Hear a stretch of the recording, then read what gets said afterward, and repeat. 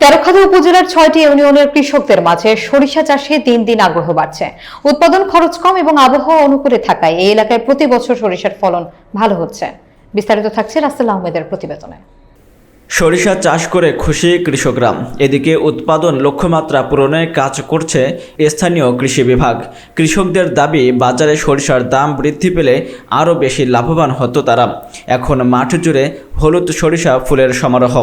আমন ধান উৎপাদনের পরে এবং বোরো ধান চাষের শুরুতে জমিতে সরিষা চাষ করে লাভবান হচ্ছেন স্থানীয় কৃষকরা। দিন দিন এ উপজেলাতে বেড়েছে সরিষা চাষ। উচ্চ ফলনশীল বীজ, সময় কম লাগা, উৎপাদন খরচ কম এবং লাভ বেশি হওয়ায় কৃষকরা ঝুঁকছে সরিষা চাষের প্রতি। কৃষকদের দাবি, বাজারে সরিষার দাম তুলনামূলক কম থাকায় বেশি লাভবান হতে পারছেন না তারা। উপজেলার ইখরি এলাকার শেখ মোস্তাফিজুর সহ বেশ কয়েকজন কৃষক বলেন, গত কয়েক বছর ধরে সরিষা চাষ করে আসছেন তারা। অল্প সময়ে অধিক লাভ পাওয়ায় তারা সরিষা চাষ করছেন। এই বছর আবহাওয়া ভালো থাকায় ফলন আশানুরূপ হয়েছে। কৃষি অফিস সার্বিকভাবে সহযোগিতা করে যাচ্ছে। কৃষি অফিস থেকে সরিষার বীজ দিয়েছিল। এবছর সরিষা খুব ভালো ফলন হয়েছে। আমরা এই যে কৃষি অফিস থেকে বীজ এনে আমরা এই যে সরিষা ফলাইছি, খুব সুন্দর সরিষা হয়েছে। এই কৃষি অফিস ভালো হয়েছে। বাজারে যদি এবার সরিষার দাম ভালো থাকে তাহলে আরও বেশি লাভবান হওয়া যাবে।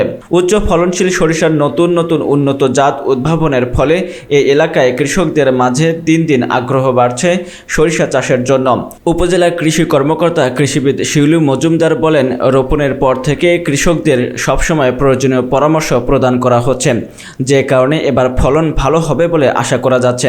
চলতি মৌসুমে তেরখাদায় 200 হেক্টর জমিতে সরিষা আবাদ করা হয়েছে। তিনি বলেন, আমন ধান ঘরে তোলার পর কৃষকরা জমিতে সরিষা চাষ করছেন। কৃষককে সরিষার বীজ দিয়েছি, পাশাপাশি সার দিয়েছি, ডিএপি সার দিয়েছি, এমওপি সার দিয়েছি। আশা করা যায় যে কৃষকরা এখানে ভালো ফলন পাবে এবং লক্ষ্যমাত্রা ছাড়িয়ে যাবে। সরিষার ফলন শেষ হওয়ার পর ওই জমিতে বোরো ধান আবাদ করা হচ্ছে। এতে আমন আর বোরো মধ্যবর্তী সময়ে সরিষা চাষ করে কৃষকরা অধিক লাভবান হচ্ছেন। অন্যদিকে জমির উর্বরতা বাড়ছে।